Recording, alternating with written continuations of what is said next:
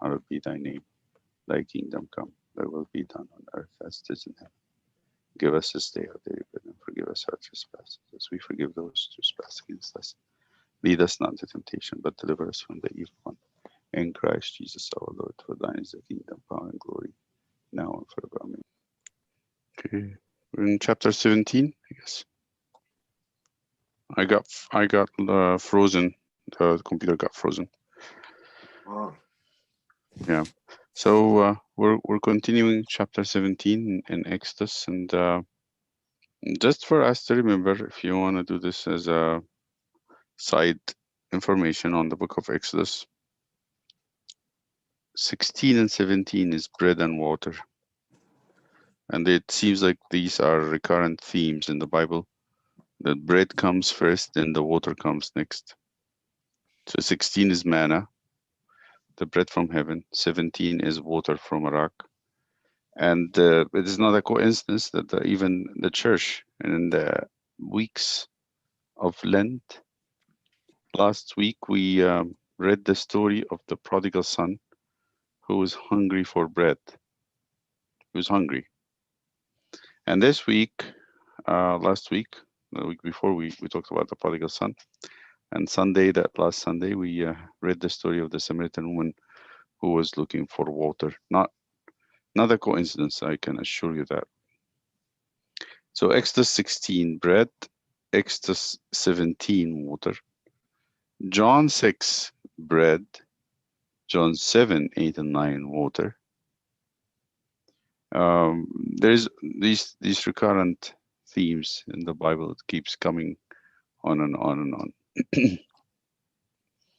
So this is a special journey to a promised land, a special land that requires a special food and a special drink.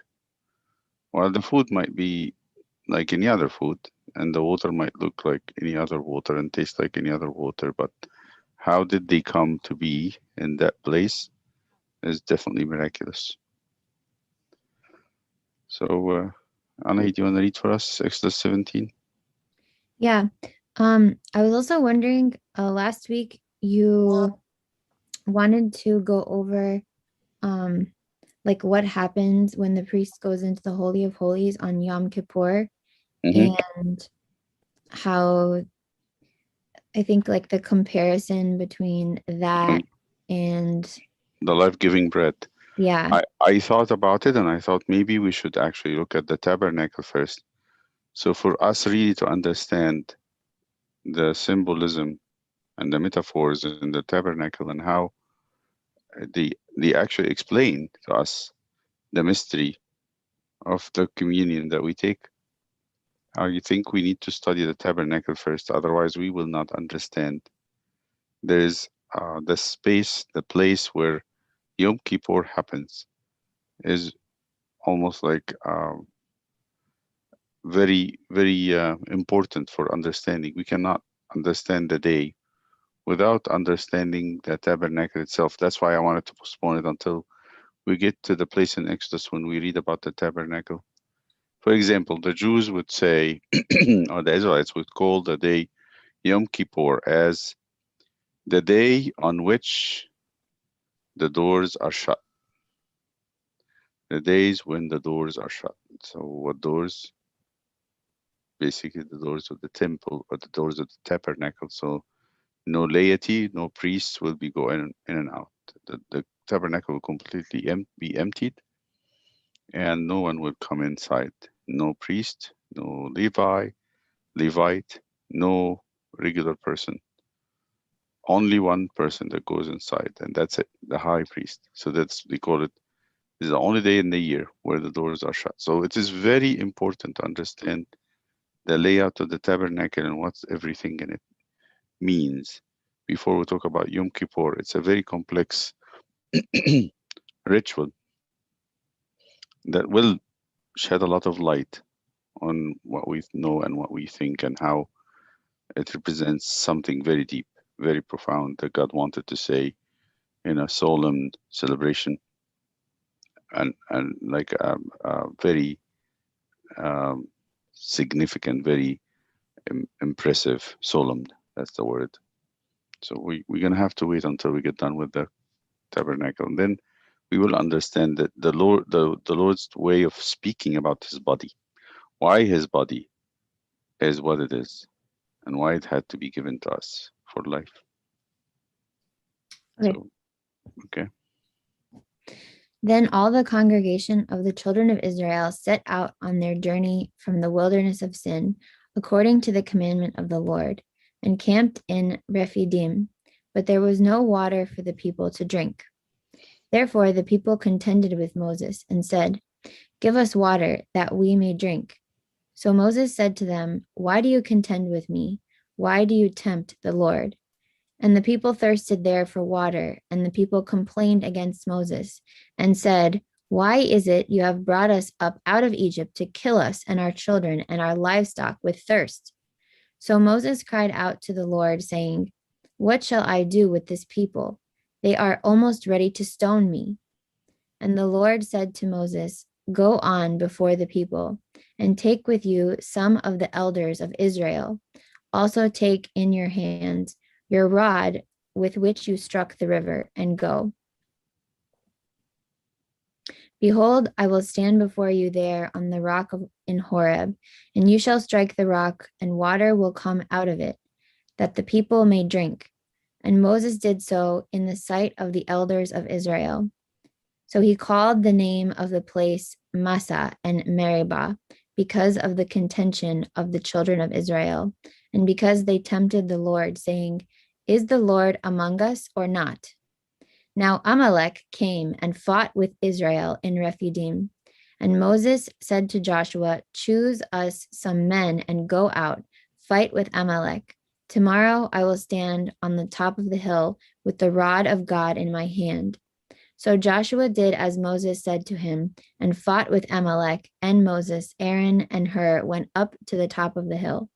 And so it was when Moses held up his hand that Israel prevailed, and when he let down his hand, Amalek prevailed. But Moses' hands became heavy, so they took a stone and put it under him, and he sat on it. And Aaron and Hur supported his hands, one on one side and the other on the other side, and his hands were steady until the going down of the sun. So Joshua defeated Amalek and his people with the edge of the sword. Then the Lord said to Moses, "Write this for a memorial in the book, and recount it in the hearing of Joshua, that I will utterly blot out the remembrance of Amalek from under heaven." And Moses built an altar and called its name, "The Lord is my banner." For he said, "Because the Lord has sworn, the Lord will have war with Amalek from generation to generation." Okay. That's it for a short chapter. That's all about two events. And the first one is the water from the rock. Second one is a fight with Amalek that has a very special strategy or presentation, not like any other war. So let's first look at God telling Moses to take the rod, and he said to him, with which, that's in verse 5, he struck the river. We thought the most famous thing is the rod striking the Red Sea, splitting the sea, not the river. So what does that refer to? So it's a simple factor, so we have to not skip it because it might really get missed. What river he's talking about?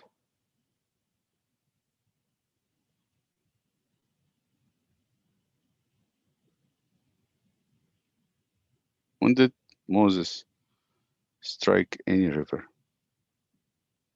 The Nile River. Yeah, what did he do with the rod? He struck the water and it turned to blood. Exactly. So that what happened there? So that the people could not drink. Exactly. So what's the significance of that? So Let's now think about that. he's striking something where there's no water, and Then to create water for people to drink. So he's showing here again his bias. Let's put it that way. He's showing his bias. God is biased toward Israel.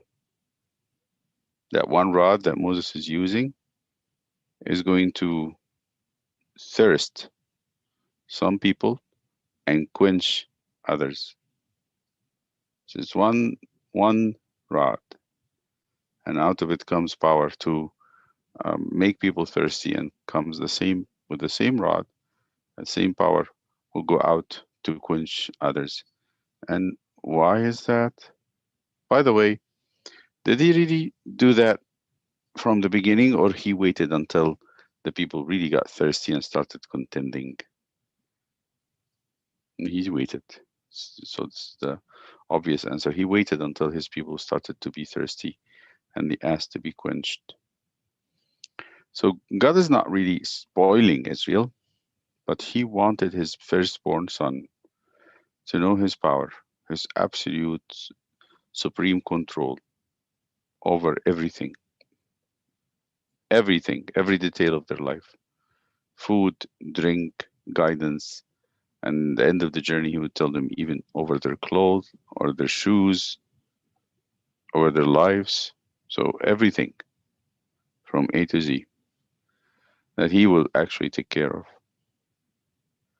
And everything that happens, as we call him in the church, we call him Pantocrator, not the Almighty who can. That says something about God's potential, but not about his actual work. No, Pantocrator means the one who holds everything in his hand.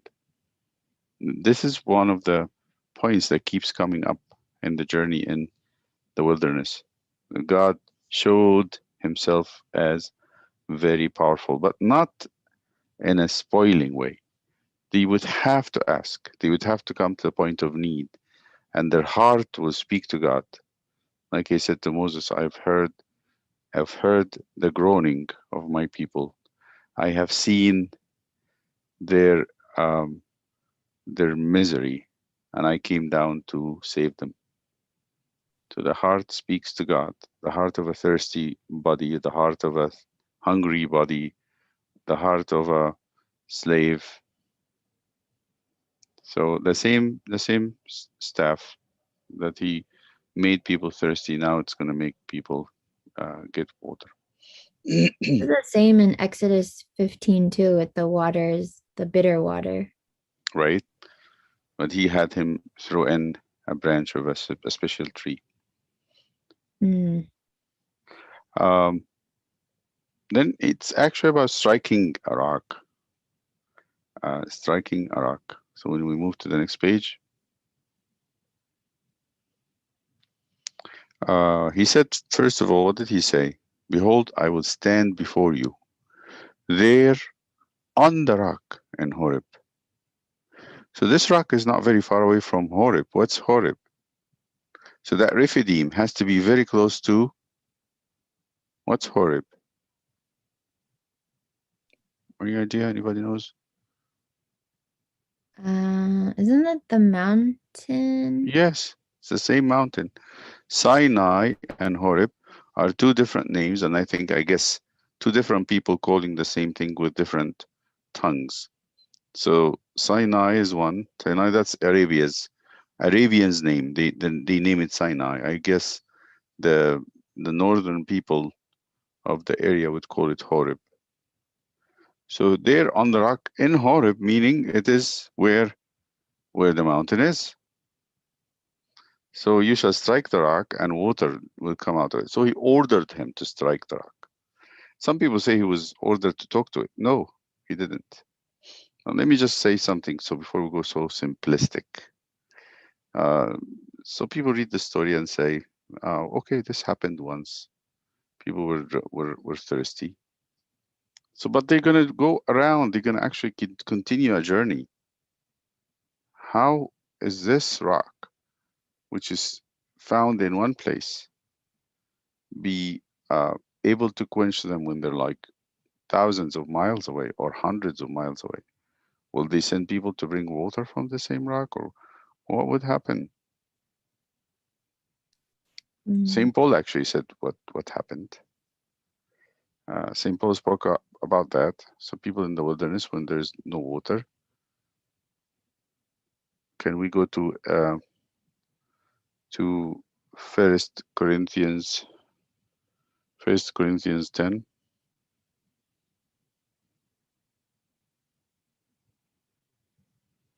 So that's a question that we need to answer. How can a group of people who are going around on a journey depend on a stationary rock for water? Chapter 10. He speaks about the journey. Chapter 10 is a famous place where he is actually talking about the journey through the wilderness. Moreover, brethren, I do not want you to be unaware that all our fathers were under the cloud and all passed through the sea. He speaks about the Israelites coming out of Egypt, crossing the Red Sea. All were baptized, he said, into Moses, in the cloud and in the sea. And here's baptism means separated unto, started to belong to Moses. He took them away from some place and not to return back, and they became his. So they were baptized unto Moses in the cloud. That's what baptizing into Moses means. They became his, Moses' people. All ate same the spiritual food, and let's listen to the next one. And all drank the same spiritual drink, for they drank of that spiritual rock that followed them. What does that mean? And the rock was Christ. He says this rock was very clearly a symbol of Christ, something representing Christ. So what does it mean it followed them? I remember one of the Abuna Metta Miskin. I was imagining it, I think, or he got it from somewhere else. I don't know what it is. But he imagined that they were actually having a small piece of rock carried on a cart or some kind of vehicle that is dragged by oxen or donkeys or something. And whenever they wanted water, it's almost like a portable cooler. They would strike the rock or talk to the rock or something, and then as a water flow would come out of it, some issue of water. So I never was convinced of this. This is like something ridiculous to think about it this way. Nothing against Abuna Metta or whatever he wrote, but I believe it's just too simplistic. What does he mean that the rock was following them? This was one of my greatest questions I never had an answer to. So again, the reason why I say this, because like I said, is that a legitimate question to ask? Like, how can a wandering group of people going around from one place to another? And today I'm going to tell you about the sequence of events so that you know what happened first and what happened second and how long ago after that. And then unless there's something else we don't understand, I cannot explain that they're going around and they go back to the same rock. That means they're going around in the same place, which makes no sense whatsoever. Okay. Do you get the question? If you have an answer? Maybe maybe there was like more rocks that Moses struck, or the water kept flowing, like the stream of the water kept flowing with the land. And followed them? Maybe. That has to be endless water. Yeah. It has to be a river that still exists today for this amount of water to be existing. Or there were just a new Nile. Or there were just like many rocks. I think that's the only plausible explanation. There will be many rocks, but they had the same character. So that the writer of the First Corinthians, St. Paul, would think of them as one rock that followed them, but they actually are multiple rocks. That's the only way I can think about this. So let me share with you. The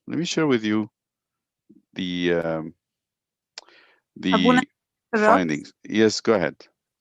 Why wouldn't it be possible that Abuna Metta al-Miskin's theory is correct, that they were having the rock with them, moving from one spot to the other? Okay, so you're talking about a small rock carried on a chariot, on a cart. How much water can you get from that?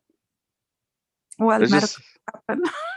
Know how much water he would get from a small rock, and Very- the estimation of the people that came out of Egypt were between 750,000 to 2 million. Okay, so you Right. want that 2 million people, and let's say the smallest figure, and they said they cannot be less than that.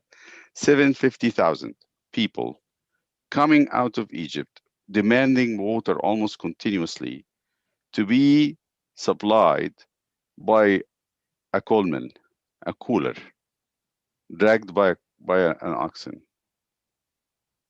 I just think it is way simplistic and You don't see it. way I can't see it. I can't see it. Well, No. 5 fishes and or 5 loaves and 2 fishes, and they collected 12 baskets. So why can't you believe that? I don't, 5 loaves and 2 fish, they were broken in the hands of Christ and got what? 12 baskets of leftover. Same thing for the water. Okay. So Moses will have to do a miracle like Jesus to get a little bit of water from the rock, and he would have to do his magic. And we never heard about that, by the way. And do his magic, and then the water will become multiple. Do you get that? So the miracle is not from the rock, it's actually from Moses. Because if you're It's comparing him to God, Jesus, not from Moses. huh? It's from God, not from Moses. Any But it miracle- has to be through Moses, because the rock will never Right. supply that much water. Let me show Right. you what, just so I really don't want to, this is not I'm not trying to create an argument, but I'm going to tell you what they found, okay? So this is not me. Let me just share the screen with you, and then we'll go to this place, and then we'll see it. You have something in mind. Absolutely. I'm not gonna put myself in this situation unless I have something. Good Okay. point. So this is a place. Let me I can go Oh, from that movie you showed us. yes. I'm Mm. still fascinated by every year something new is discovered in this place. It goes on. It doesn't really stop at all. So let me I think I could go to You're taking us to the other Sinai. exactly. That's the only thing that can actually explains everything and make it very clear. What happened? Let me see. Go back.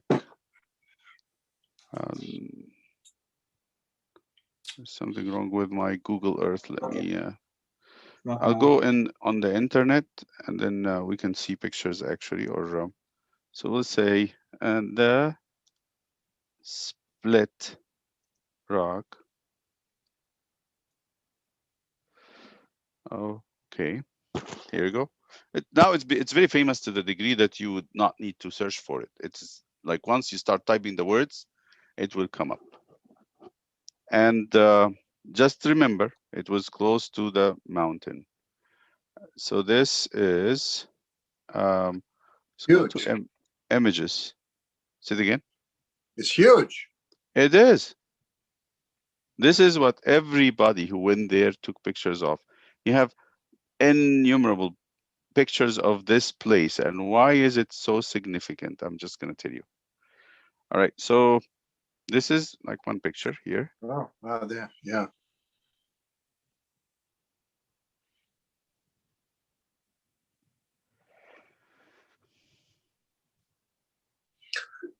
No wheels. I don't know what's wrong. Okay. Let me see this one. Yeah. Here we go. So let's go back, increase it a little bit.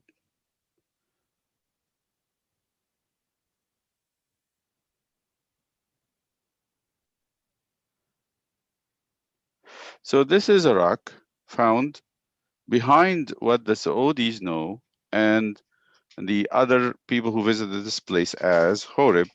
In this place, there is plenty of remains. One of them is a man-made altar of huge rocks. The Saudis have put a fence around, and they know it as the altar of the golden calf. Especially, there is lots of inscriptions of calves and bulls on it. That's one of them. Very much like the abyss the bull of the Egyptians, whom they worship. So you go back, and this rock, that behind it, I'm gonna get my phone. I think I can do better job with my phone than with the laptop. For some reason, the Google Earth on laptop is not doing well. So this is somebody's making collections of papers. That's of images. Let me go back.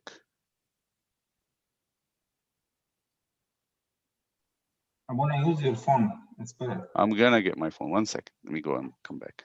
That's a nice picture. It is, but you see all this water erosion in it.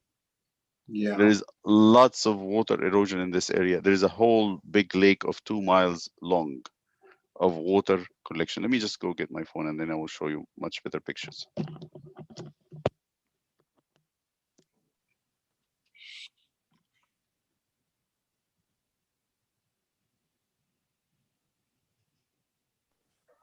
So Harib is in Saudi Arabia. Anybody knows? Yeah, well, I remember his talk a few years ago when he showed this movie. And it's on the other side of Sinai. Oh, okay. So that's the theory is that, Sinai was named wrong. And this was the real place they went. They got the route confused. So he's intrigued by this place because it has all this archaeology there. See?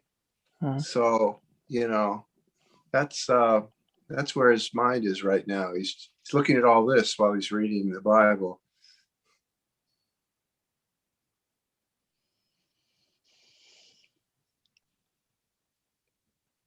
I think we also discussed like a few weeks ago when we read Exodus 14 and 15 and the crossing of the Red Sea, like where exactly the crossing of the Red Sea happened. Like, was it like which gulf was it in?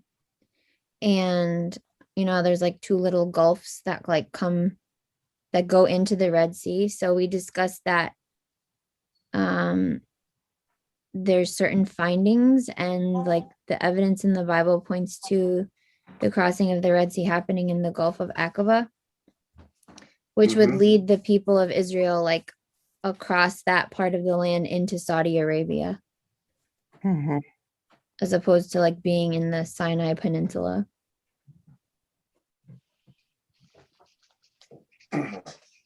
Okay, so I'm gonna go to Google Earth. And that's what is nice about this, because you can see how people put pictures, personal pictures, in Google Earth. I want to do landscape, please. Say it again. Landscape, please. Landscape like this. Yes, thank you. That's nice. Okay, but if it works, I'm not sure why it is not working. Thank you. Search. I'm gonna say split rock Saudi.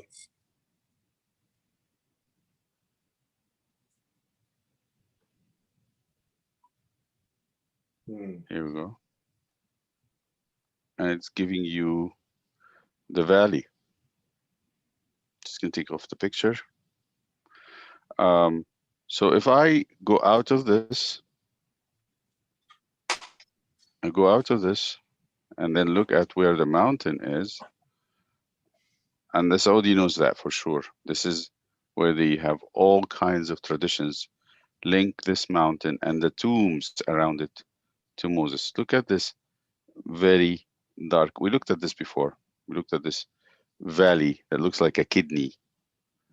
And at the hilum, at the center of the kidney, there's a very dark area.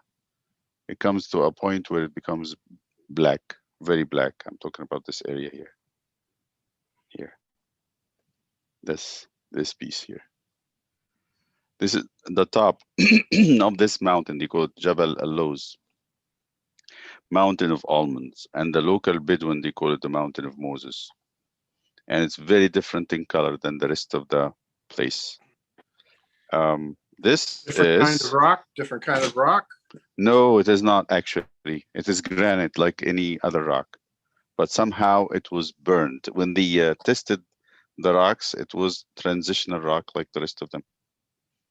But then next to this rock, to this place here, we just looked at this last time, and we saw different things. So I'm gonna point out some things here next to this very dark place. And I think if I go down here, you can see there's pictures here. People took pictures. This is one of them. I'm just gonna see the pictures. This is how it looks from the ground. And this is another one. This is very close to where the altar is. We just go for a little bit of discovery in this area here. So this is up near where Saudi Arabia joins Jordan. Very, very close to it. Like Jordan, I'm gonna come out here. Jordan is, and this is Petra. This is where Jordan is. That's Petra, if you're familiar with that place. It's in Jordan. That's where the rich people live. Right. So they're not far away. And I want just us to focus on this kidney shaped, like this area here. This is it. That's what, there's a lot of things to find. So I'm gonna look for one specific thing here that you I want to show you before I go. The drainage, it's like a little drainage. There pipe. is here something like that. It is, but I want to here. Let me see. 3D.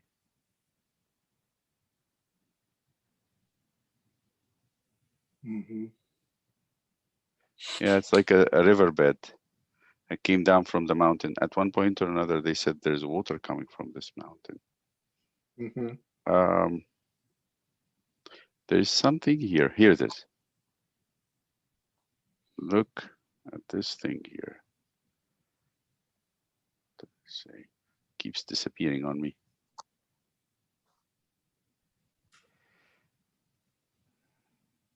Okay. Here it is. Moses' altar. Yes. It's not coming out in the picture.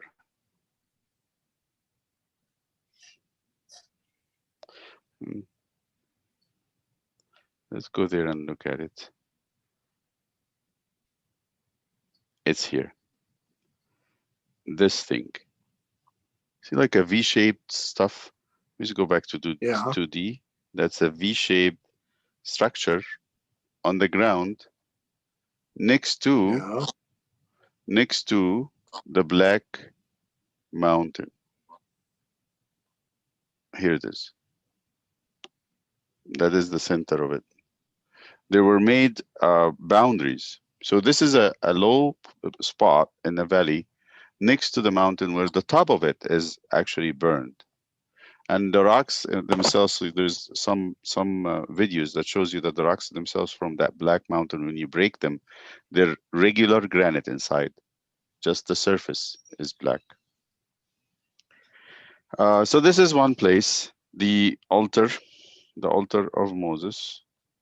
And there's pictures of it. And I think last time we looked into them, just trying to see if there's any pictures here that we can look at.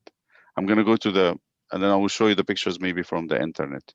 So let's go to the other place here, which is this one here, next to that. And this one is the altar of what is going on here? Here it is. They're coming closer to that altar. You see it here. That is the altar that's surrounded by a fence. And they have a sign to prevent people from going beyond the fence. And then here it is, the whole thing. And if you come closer, you start seeing the inscriptions. There's petroglyphs.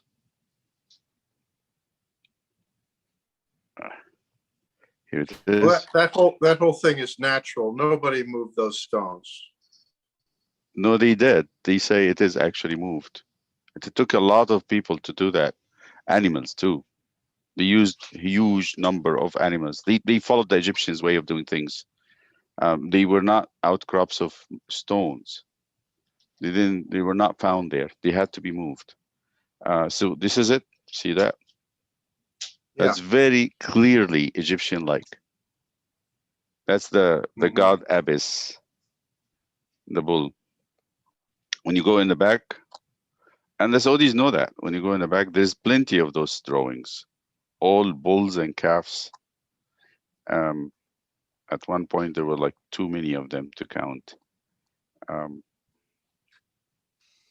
This is You think people would go back to this place year after year, or they just live there for a very long time? I'll talk about that. They lived there for a year. They Uh-huh. lived in that spot for a year and maybe a month, because they reached that place, I think, in the 3rd month. This is what you're going to find in the Torah. They reached there from the time they left Egypt, the night of the Passover. And in the 1st month, God made that Nisan month, which was the 4th. He told them to change that in their calendar to be the 1st month. And then in the 2nd year, in the 2nd month, they start moving from this place. So this is the place. When Looks like a Howard, good. go Yes, ahead. It looks like a good place to hide. it is. It is a huge valley also. A valley that that can take thousands of tents, hundreds of thousands of tents. It's a huge plain beneath that big mountain, and it's the highest mountain in the area of Midian. Uh-huh. That's how it is. Actually, this area is Midian in the old maps. So this is very close. So you have one of those. You have an altar here with inscriptions of bulls. You have another altar next to the burned mountain. Now, when you go up to that place here, get out of here, and you go to this valley behind, and they call it, this is Jabal al-Lawz, means the mountain of almonds. They put the mark in the wrong place. That's a valley. It's not a mountain. But this valley has something very, very spectacular behind the mountain. Actually, maybe this one here. And this is what the Bible calls Horeb. I'm going to show you a few things in it. First, this picture is in our way. I don't know how to get rid of this picture. Because if you get rid of the picture, you'll see a shadow of something. Here it is. You see that shadow? See how big that shadow is? That black thing? Yeah. That's a shadow. That's not a black thing. It's actually a shadow of this rock. But because you're in a 2D picture, you can see how high that rock is. So when I do maybe 3Ds, I don't know if 3Ds will get us somewhere. That's what you get. But it is 2D. I know the length of the building from the shadow it creates at sunset or sunrise. So when we go out of here and start looking at the pictures, this is, it's not very easy to calculate the height of this thing. This is almost a mile away. I wonder if there's any human beings in this area. Here you go. Here's a human being. Wow, that's very small. It's actually is not very small. He's a regular human being. And But I what- know, I mean, very small compared to the stone. I mean, Exactly. But I want us I to look see at. wheels. Say it again. I see wheels on that rock. Oh yeah, exactly. So I want us just to look at the nature of the rocks. Look at all these holes. You see how many holes? Some of these rocks actually in one movie I saw is completely hollow inside. The water had actually eroded the rocks from the inside and penetrated all these rocks to come out from the ground to quench the thirst of the people. Look at all these holes. Look. These rocks were mutilated. And this rock, especially this rock, was split in half by the force of the water that came from the ground. When you come closer to this rock, you will find that the rock is gouged, and at the bottom, gouged. There was an explosion. It's almost like dynamite. So let me just go back and look at the other pictures so we can see. You don't think ice did that? No, it doesn't seem like, when ice, there is frost comes. This is Saudi Arabia. We're not talking about, in the northern hemisphere. There is snow that comes, but not to the degree that would crack the rocks. Not to that degree. Even in the north, when you go to an outcrop of rocks in Massachusetts or Vermont or any of the very frozen areas, you don't see rocks, they crack, but they don't have holes. They have cracks. So this is another image. Here it is again. That's a nice picture. Yeah, and if in Arabic it says, this is a Saudi person who made that picture. You have his little picture at the bottom. His name is Abdulaziz Abu Ghais, and he called it the Stone of Moses from the south. He called it the Stone of Moses. They know it is Moses stuff. They know that. Now look at all these holes at the bottom. Look at that. Yeah, I can see them now. Right, they're all erosions. It's water erosion, very clear, and you see lines on the rocks in every direction. There's lines going down, and look at more. This is how far from far away. It's very spectacular. You can be astonished at the scene of it from far. Stands alone, and there's nothing like it. This is better than the Charleston Heston movie.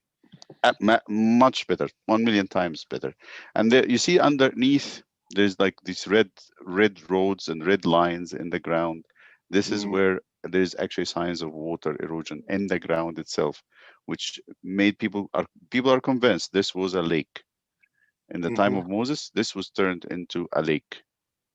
And here is another one, and you can see the lines actually clearer on this one. So Abuna, this was one rock then. They weren't traveling. They were here for a year. Yes, this one actually stayed with them the whole time. I think that's why you have all these signs, because for 1 year, continuously, this rock was producing water for them. You see how the lines are made in the stone? Yeah. Like you got a knife and you started cutting on the stone like you're cutting bread or wood. Okay, so this is something you can see by the ocean side. These are rocks you see around the sea, not in a desert where no water is to be found whatsoever. Here, there's this rock that is actually cylindrical, and it's like from one side to another side was made actually human-made and put there by man under support. They were supporting it by other rocks. What is this stone? I'm going to tell you about it in a second. And here's another Saudi Muslim guy who, the same guy who took the first picture, is putting this picture on also for us. This is why it has that long shadow. In the background, there's another one, they call it the cone. The hill is called the cone in the back. I don't know the significance of it, but this is very close to the split rock. Let's see if there's anything about the gouge. Here we go. That is the altar. That's the altar.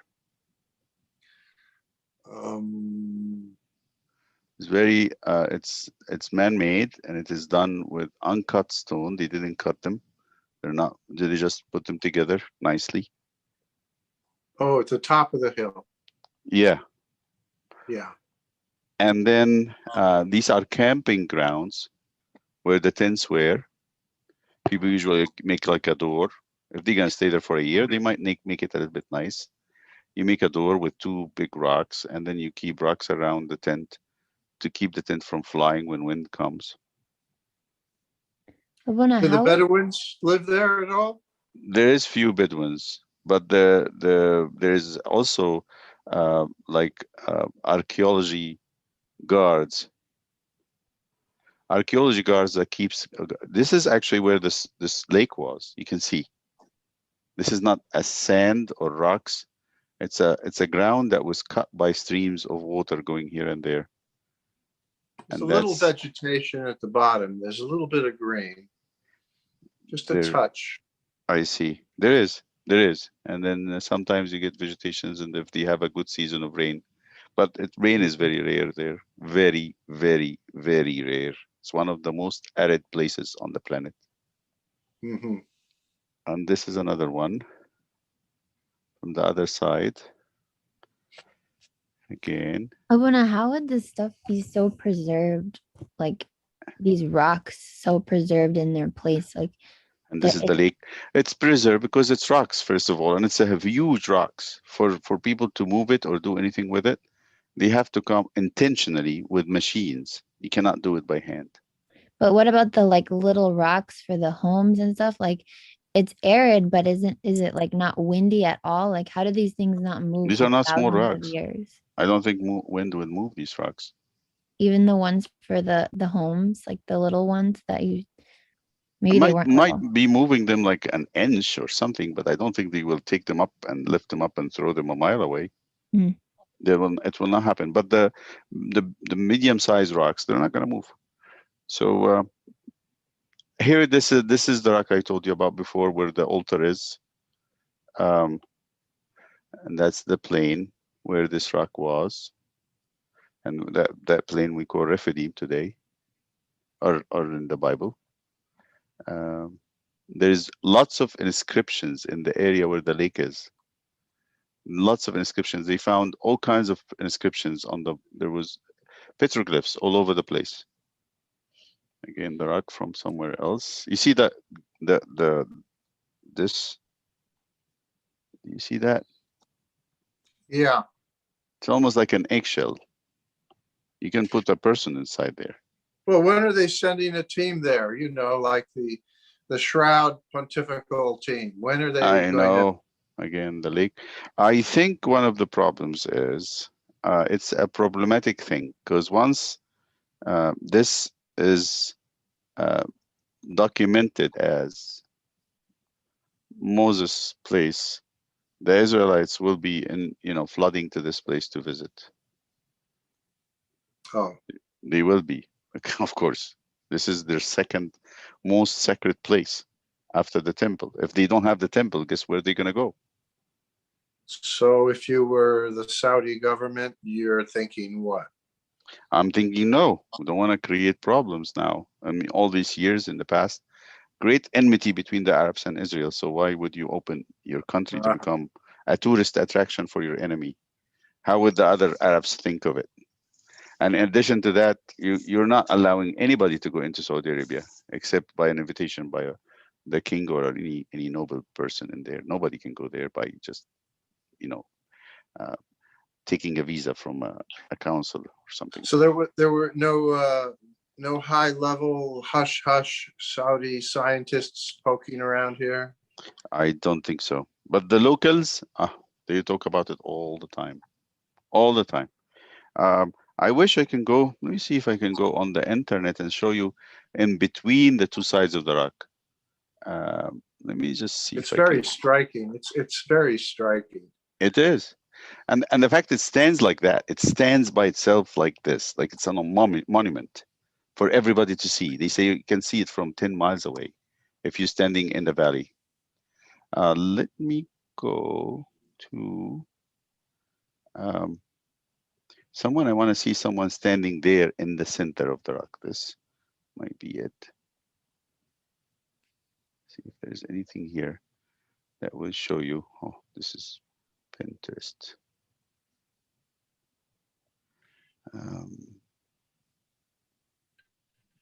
It looks like the tourist agency is promoting it. I'm sure they will. I'm sure they will. Here it is. Look at this.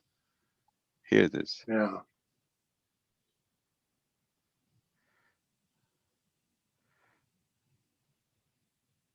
It's gouged. You can see there's a gouge here, big one on both sides. It's almost like you put a load of dynamite in this area, and it split it all along. This is like huge rock, and it made a big hole on both sides where the water was. So just trying to get you all the different images.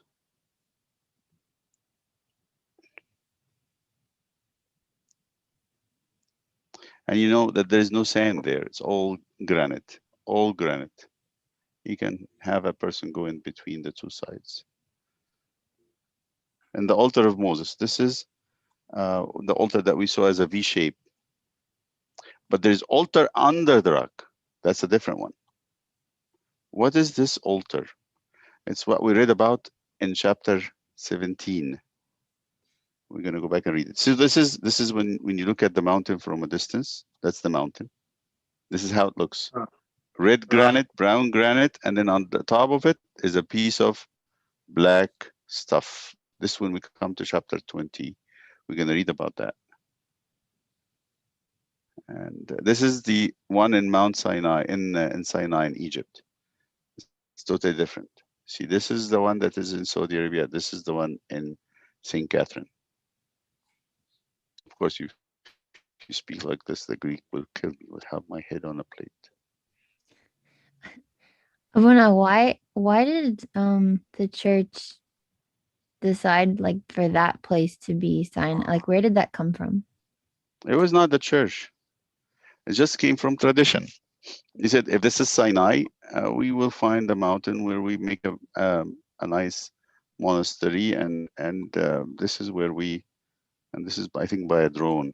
Just looking at it by a drone from the top.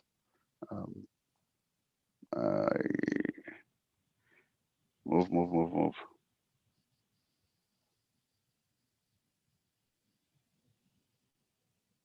So there is the psalm. This is a psalm that says that. It's important that we see this. You see the movie? Yeah. Can you hear the sound? No, Ibn. Okay. I don't think there is anything to be said. It's just music.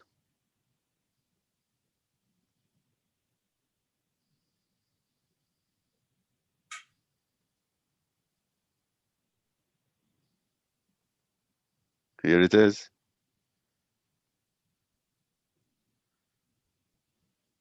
It's awesome.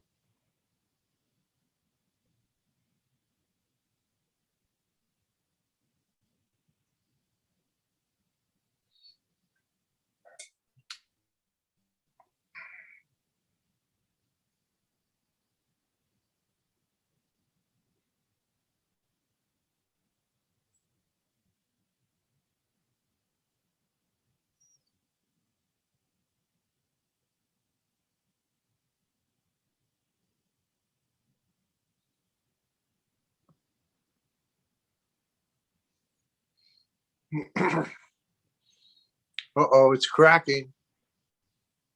It is cracked. And you can see the things around here where the water was.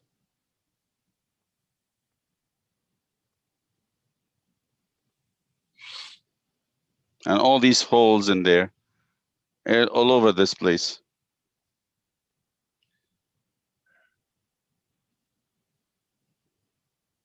They should be able to find remains like pottery and jewelry and evidence of fires.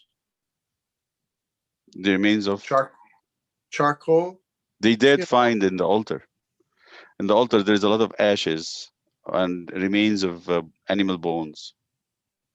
Well, I'm also thinking just, if people lived here, this big camp, I mean, it's got to be chock full of all kinds of evidence. They do. I'm going to tell you something. They found lots of grinding stones, spearheads, arrowheads. There's plenty of stuff in that place. Thousands and thousands of remains. So this is I don't have any doubt. This is actually the real thing. I don't really think it is debatable at this point in my mind.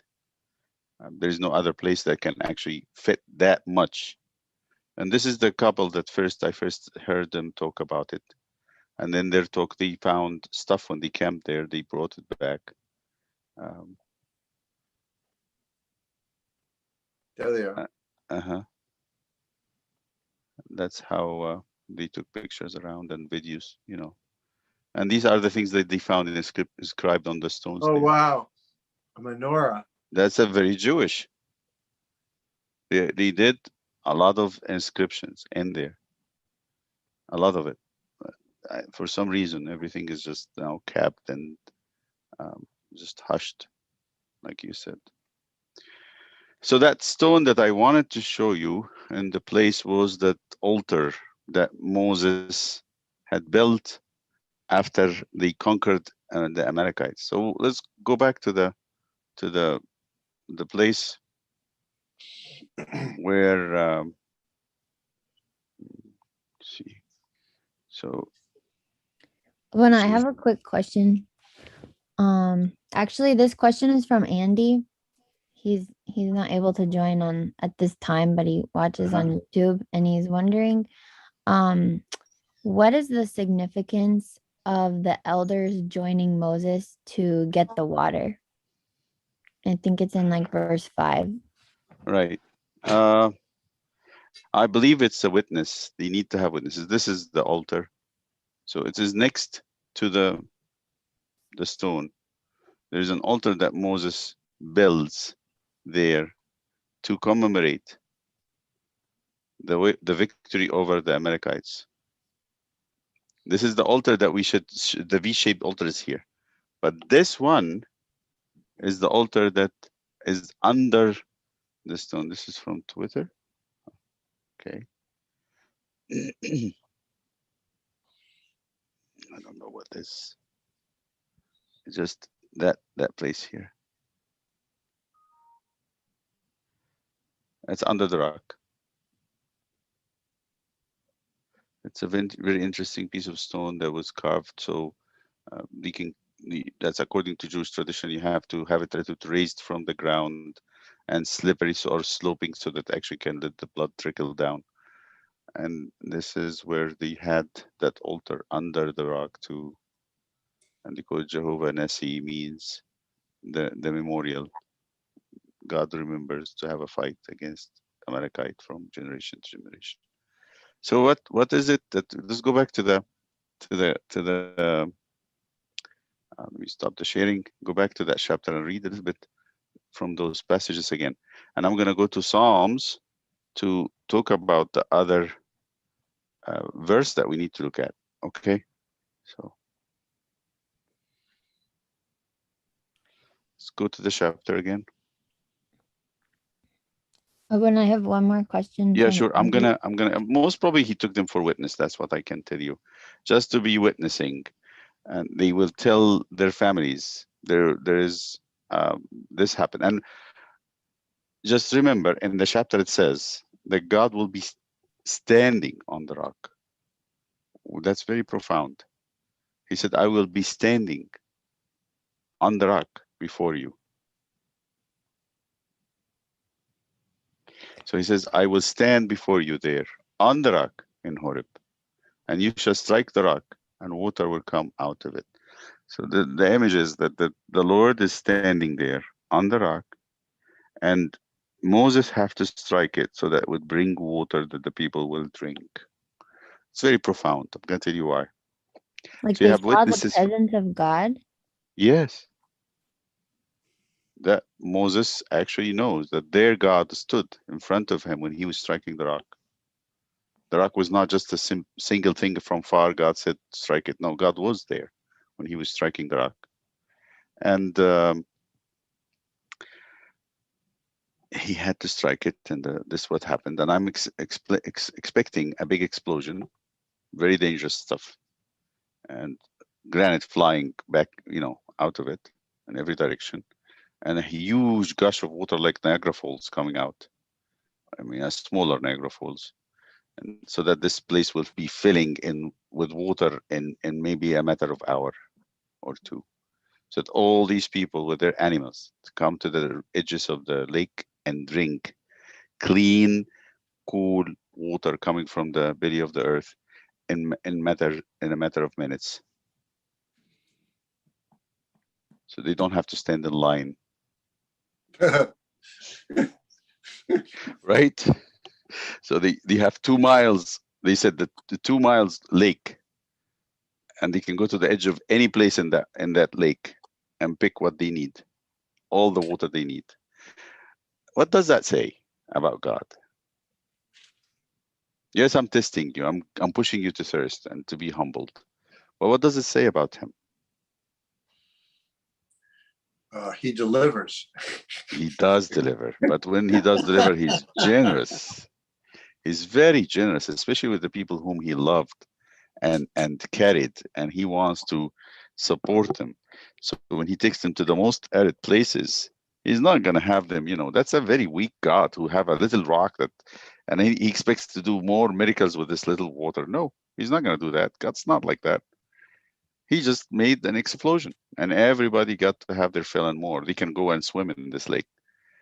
And so that speaks of the love that God has, that this rock will be shattered and split and broken, so that his people will be satisfied, quenched. Does that sound familiar? It is very familiar. He stood on another rock at one moment, and his side has to be pierced, so that all of us can come and be quenched. That's what Jesus said in the Gospel of St. John. He said, out of his belly will flow rivers of living water.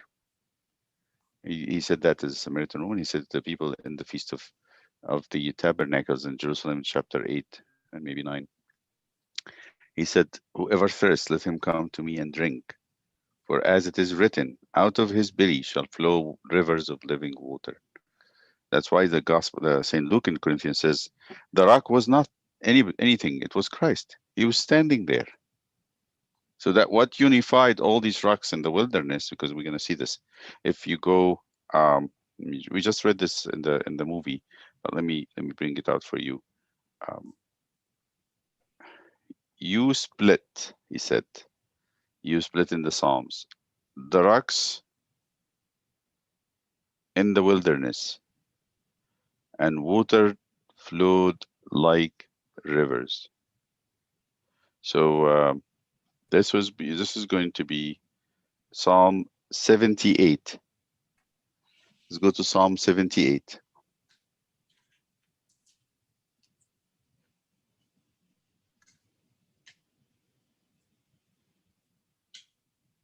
Sorry, where? Psalm 78. Yeah. I can try to do it.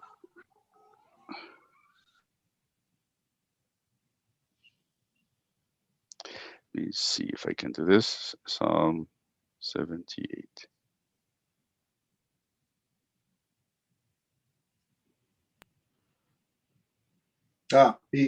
He led them like a flock in the desert, that kind of thing. Exactly. He described their journey with God through the desert. And in chapter 78, in this verse 15,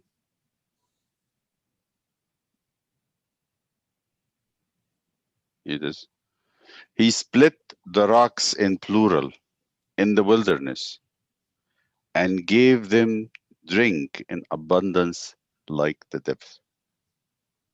Okay, he's not talking about a trickle of water as like a faucet.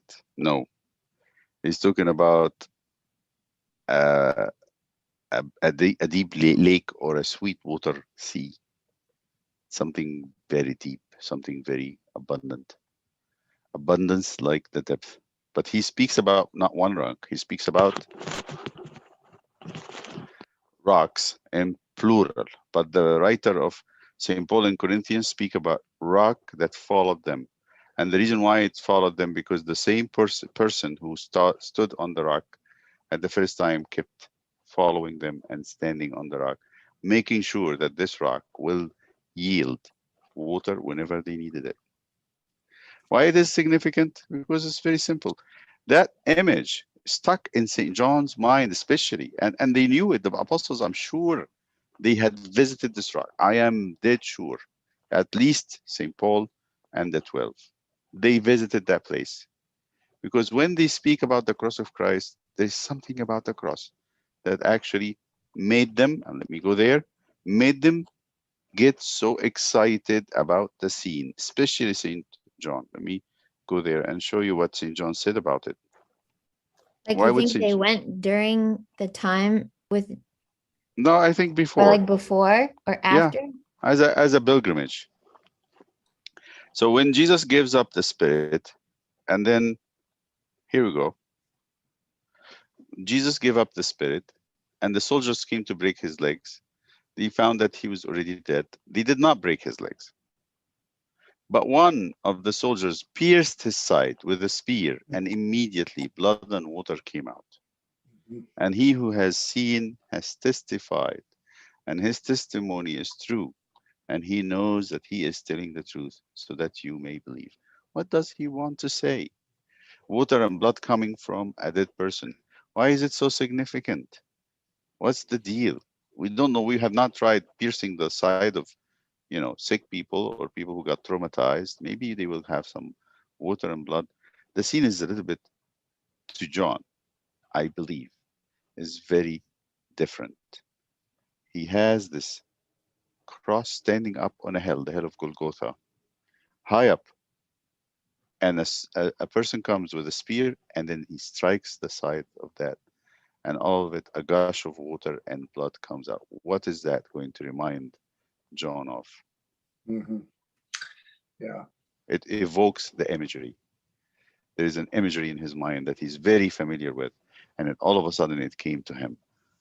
Bingo. That's it.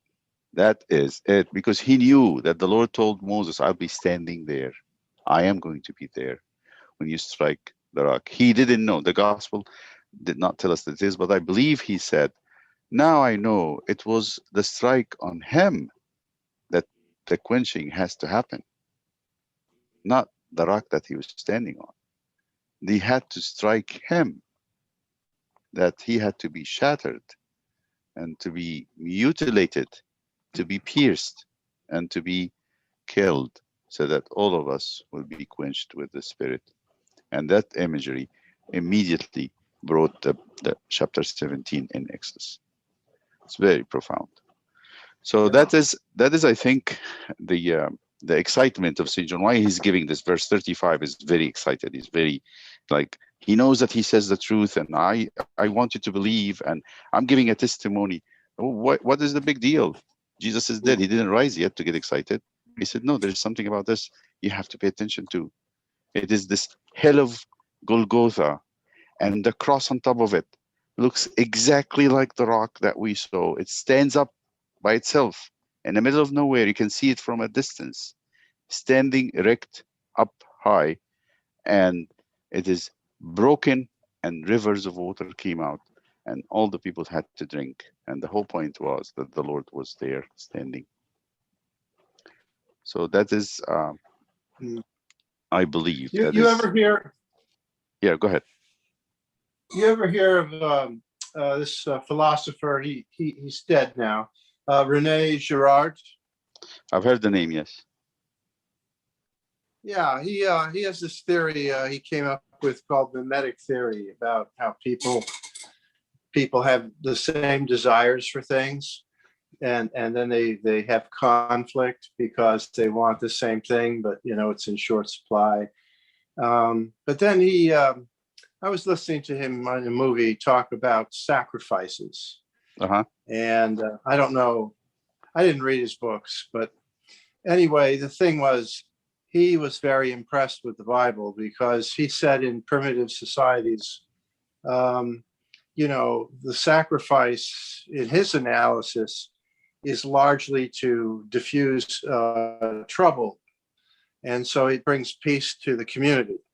But the animal or the persons that are killed are guilty. But he said in this case, this person was innocent. And I don't know how rigorous his whole analysis is, but I could look into it more if anybody's interested. Right. Yeah, but in the case of Jesus, we make him guilty by giving him our guilt. That's the whole point of Yom Kippur, the idea of the scapegoat. Like someone Yeah, has to take all the guilt. right, right. Yeah, I'm not sure Yeah, what to say about Sherrod, but he talks about scapegoating a lot. Actually, he said that yeah, it happened in societies a lot. yeah. Anyway, Right. Let's go back to the chapter and continue and finish. So because we want to conclude today, we can stay there forever, but I want you to see the image. I want you to understand where this is coming from. That makes it a more vivid understanding of what this was about. I don't think an imagination of a person can come up to that. This is not something that someone imagined. So the second point is, it's very interesting, extremely interesting to see that the split rock, which we already had figured out according to the First Corinthians and to John, pointed to Christ being on this hill, pierced and struck. Mm. Next to it, Moses on the hill, on the same hill, stretching his hands sideways for prayer, and he cannot keep them up. And then some people had to come and support his hands. They give him a rock, he sits on it, and they stand on both sides holding his hands. What kind of image is this? Again, he's on a hill, he's stretching his hands sideways. Oh, And when he does that, they win. They have victory over their arch enemy, their historical enemy, the Amalekites. Amalekites hated the Israelites. They want to completely exterminate them. They kind of predicted, the Amalekites, that if the Israelites will live, many nations will disappear. So you better deal with it now and get it nipped in the bud before it gets to be a problem.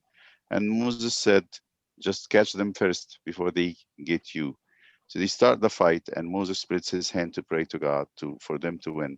Whenever he raises his hand, this was very much on Moses' hands. If his arms stayed in this crucified position, they win. If his arms is tired and he goes to put them down, they lose.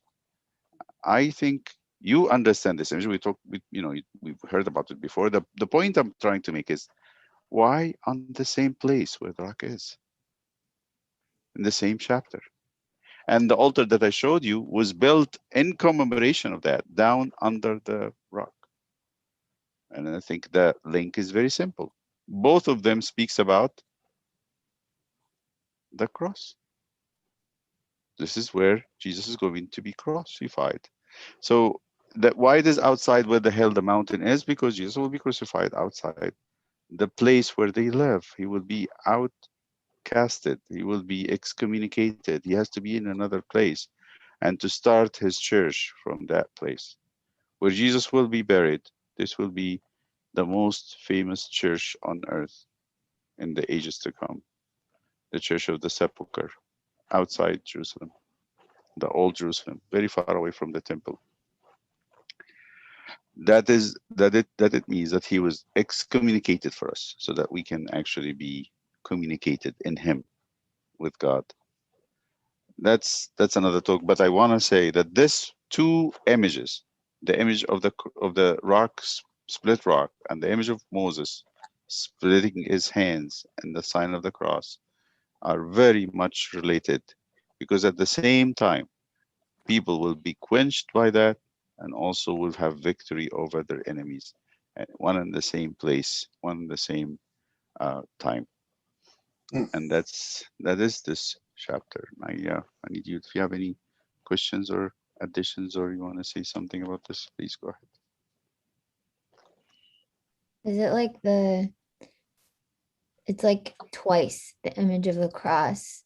Is it like kind of the meaning with the blood and the water too? Like, In a way, yes, in a way. But also it says here that something about this that actually gives me, it's just a little bit interesting to think about, and it's at the same time exciting, is when Jesus spreads his hand. If we link him to Moses spreading his hand, it makes me understand that Jesus on the cross didn't need anybody to help him to stay in that place. He's actually offering the greatest prayer of all time for us to be saved, for us to be forgiven, for us to be victorious over temptations, for us to be supported, for us to have peace. Whatever prayer you're thinking about is going to be offered from the cross to the Father, and Jesus' hands are being held in place not by humans but by nails, so that until he dies, he's going to offer that prayer: forgive them, for they do not know what they're doing, or why you have forsaken them, or behold your mother, or today you'll be with me in paradise. Whatever these words are given in a position of prayer by Jesus, offering himself and prayers to the Father.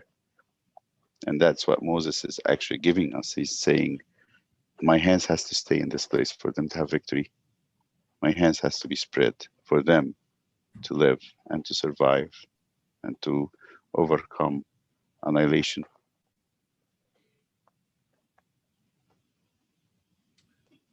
Got it. Okay, let's say our Father. Thank In you. fact, you're welcome. Our Father who art in heaven, hallowed be thy name. Thy kingdom come, thy will be done on earth as it is in heaven. Give us this day our daily bread, and forgive us our trespasses, as we forgive those who trespass against us. Lead us not into temptation, but deliver us from the evil one. In Christ Jesus our Lord, for thine is the kingdom, power, and glory, now and forever. Amen. May the love of God the Father and grace of his only begotten Son, Jesus Christ, and the fellowship of the Holy Spirit be with you. Peace be with you. Good